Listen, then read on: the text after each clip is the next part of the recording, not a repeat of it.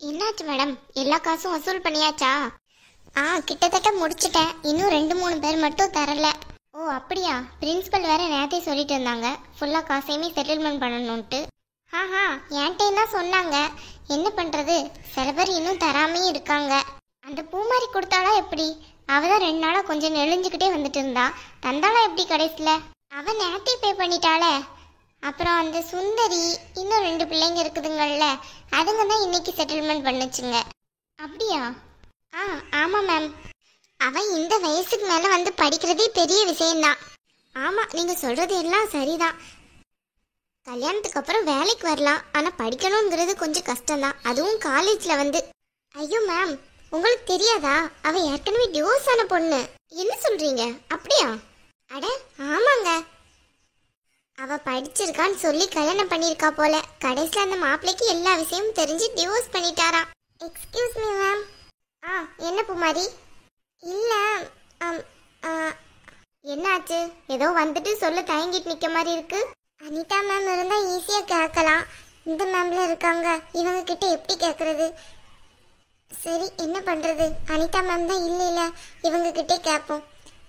Ma'am, நேத்து எனக்கு college fees கட்டியிருக்காங்கல்ல? ஆமா, அதுக்கு என்ன இப்போ?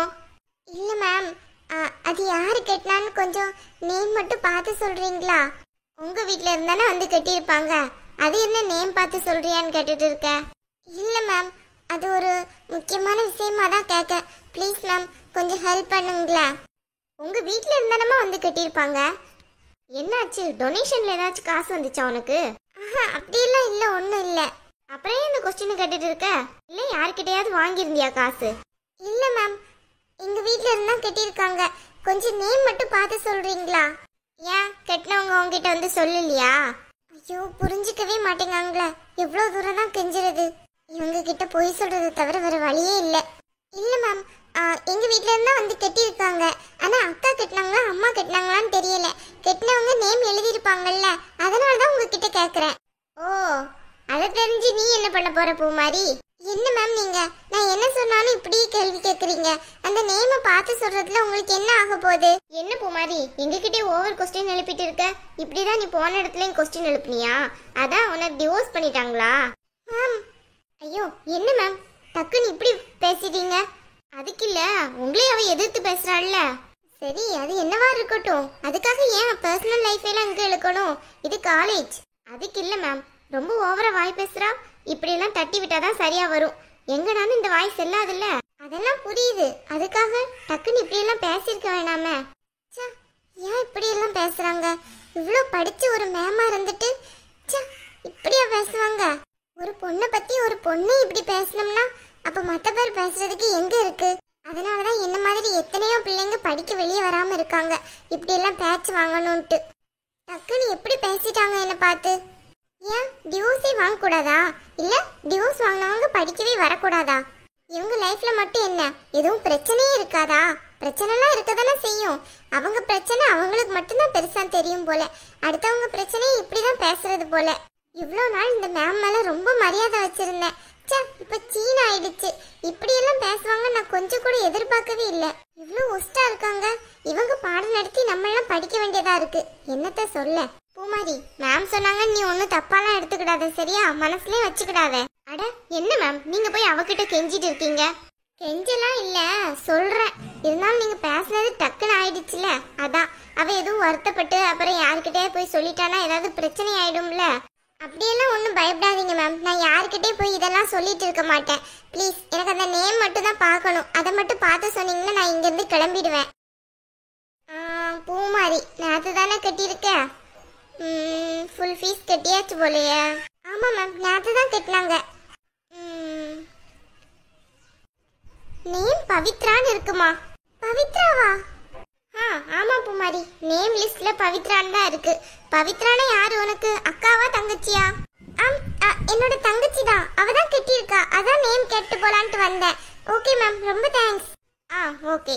உன் தங்கச்சி தானே கட்டியிருக்கா, அதுக்கு போய் எதுக்கு இவ்வளோ பதட்டம்? அப்படின்னு ஒன்றும் இல்லை.